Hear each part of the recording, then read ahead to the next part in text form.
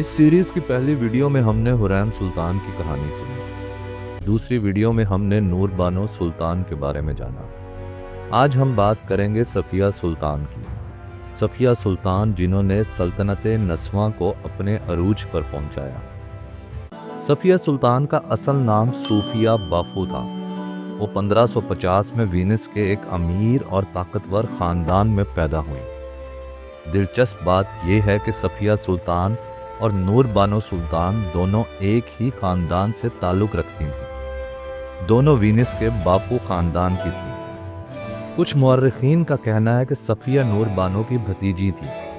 1563 میں جب صفیہ صرف 15 سال کی تھیں تو انہیں بھی عثمانی قزاقوں نے اغوا کر لیا اور پھر انہیں استنبول لے جایا گیا۔ یہاں انہیں نور بانو سلطان کے حوالے کر دیا گیا۔ نور بانو نے صفیہ کو دیکھا تو انہیں اپنے بیٹے شہزادہ مراد کے لیے منتخب کر دیا۔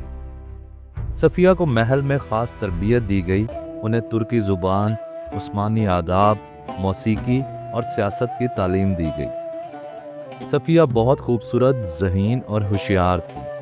جلد ہی ان کی ملاقات شہزادہ مراد سے ہوئی۔ شہزادہ مراد نور بانو سلطان کے بیٹے تھے۔ صفیہ اور مراد کی عمریں تقریباً برابر تھیں۔ دونوں نے ایک دوسرے کو پسند کر لیا۔ 1571 میں صفیہ نے شہزادہ مراد کو ایک بیٹا دیا اور اس بیٹے کا نام محمد تھا۔ یہ وہی محمد تھے جو بعد میں سلطان محمد سوم بنے۔ صفیہ شہزادہ مراد کی سب سے پسندیدہ بیوی بن گئی۔ 1574 میں سلطان سلیم دوم کا انتقال ہو گیا اور شہزادہ مراد تخت پر بیٹھے۔ وہ سلطان مراد سوم بنے اور صفیہ کو ہسکی سلطان کا عہدہ ملا۔ ہسکی سلطان یعنی سلطان کی سب سے پسندیدہ بیوی۔ صفیہ نے اس عہدے کو بہت اچھے سے استعمال کیا۔ وہ سلطان مراد کی سب سے قریبی مشیر بن گئیں۔ سلطان مراد ہر اہم فیصلے میں صفیہ سے مشورہ کرتے تھے۔ صفیہ نے محل میں اپنا ایک مضبوط نیٹ ورک بنا لیا۔ وزراء، جرنیلز اور دوسرے اہم لوگ صفیہ کی حمایت حاصل کرنا چاہتے تھے، کیونکہ صفیہ کی حمایت کا مطلب تھا سلطان کی حمایت۔ 1595 میں سلطان مراد سوم کا انتقال ہو گیا اور صفیہ کے بیٹے محمد تخت پر بیٹھے اور وہ سلطان محمد سوم بنے۔ صفیہ کو والدہ سلطان کا عہدہ مل گیا اور یہ عثمانی سلطنت میں سب سے طاقتور عہدہ تھا۔ لیکن سلطان محمد سوم بہت کمزور اور نااہل حکمران تھے۔ وہ سیاست میں کوئی دلچسپی نہیں رکھتے تھے، اس لیے صفیہ سلطان نے خود سلطنت چلانا شروع کر دی۔ صفیہ ہر اہم فیصلہ خود کرتی تھی۔ وزیر اعظم کی تقرری اور برطرفی صفیہ کے ہاتھ میں تھی۔ جرنیلز اور گورنرز کی تقرری بھی صفیہ خود کرتی تھی۔ صفیہ نے بیرونی ممالک سے بھی براہ راست رابطے قائم کیے۔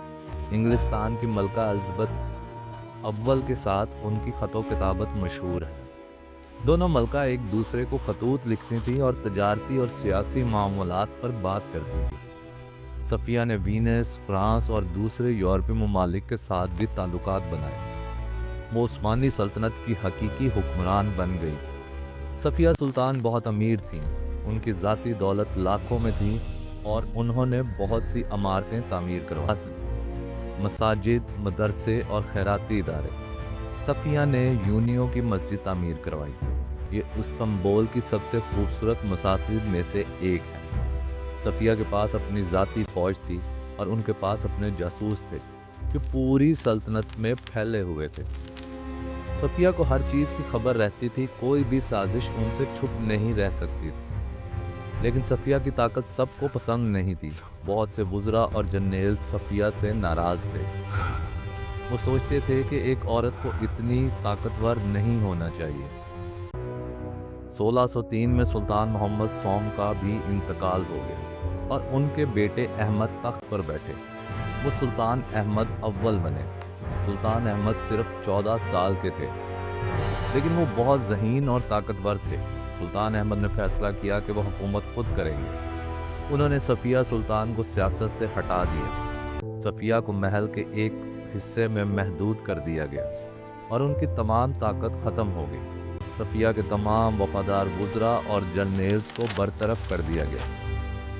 صفیہ سلطان نے تقریباً 30 سال تک عثمانی سلطنت پر اثر انداز ہونا جاری اور 1619 میں ان کا انتقال ہوا۔ صفیہ سلطان سلطنت نسوان کی سب سے طاقتور عورت تھی۔ انہوں نے ثابت کیا کہ عورتیں بھی سلطنت چلا سکتی ہیں۔ ان کے بعد کلثوم سلطان آئیں جنہوں نے اس روایت کو جاری رکھا۔ اگر آپ کو یہ ویڈیو پسند آئی تو لائک کریں۔ اگلی ویڈیو میں ہم بات کریں گے کلثوم سلطان